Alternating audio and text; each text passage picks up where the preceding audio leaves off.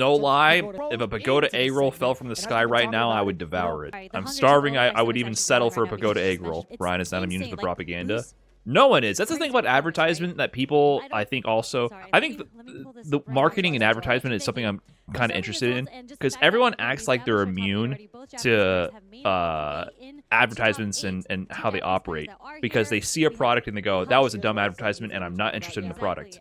However, it doesn't matter, because suddenly they invaded through your eyes into your brain, and they planted a seed, and now you know the product exists. And now I'm discussing the product. And it doesn't matter, because it all spreads like a virus. They're not trying to convert every single person into a consumer. They're trying to build brand awareness, and that will propagate like a virus, like a meme, literally in the traditional sense, how memes propagate, ideas propagate like a virus through people.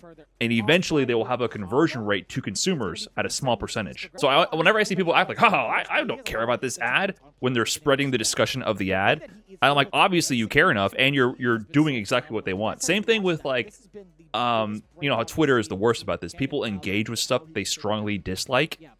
What all that does, critiquing things like, you know, political stuff, or like, you know, the newest meme with KSI or whatever, the Haktua girl, KSI and his song or whatever, everyone engaging with that, and people like, you know, KSI is like, they're clowning on KSI for defending his song or whatever. That's the point. They're all ragging on him, and they're making memes about people hating on him. That's literally the point. They know what they're doing. They want the negative attention, because it doesn't matter. As soon as you get outside the prime community of people who actually hate on something legitimately, eventually that causes waves that spread out to outside circles who they don't get the context of, like, the actual opinion, negative or positive, about whatever it is. They just hear it, and they're more likely to lean positive about whatever it is, including things about politics or whatever. So whenever people see something negative, they don't want to grow a behavior or a organization. Whenever you start quote tweeting that kind of shit, and you start saying why something is so bad, you are doing the opposite of what you think you're doing, and you're spreading exactly what you want to, you know, not have propagate. You are contributing to the problem heavily. And at no amount of poetic criticism and apt points and flowery language and morally just criticisms you can fling at something will make that not true. You are contributing to the problem. That is something that I see all the time on Twitter, and it blows my mind.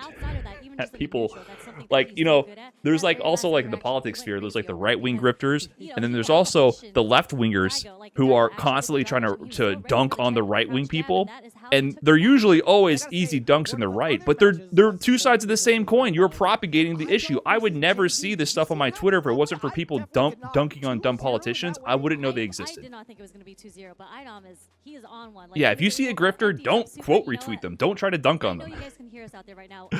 Like, it does nothing but spread their message. And I'm like, at a certain point, there's a certain faction of people. I'm like, okay, they're innocently contributing to the problem without understanding it, right? And they're just having an emotional reaction. They're trying to do what they think is right. But then it goes further, and then there's people who are two sides of the same coin, and they purposely try to dunk on something forever because it's endless engagement baiting on both sides, and there's a symbiotic relationship between them.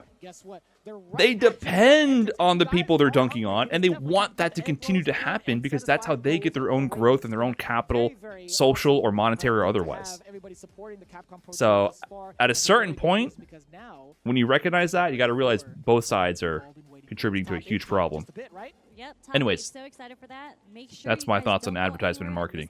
Where are those pagoda egg rolls, by the way? Capcom, hit me. What's going on here? Can I get some egg rolls after all that, please? Oh, God, no.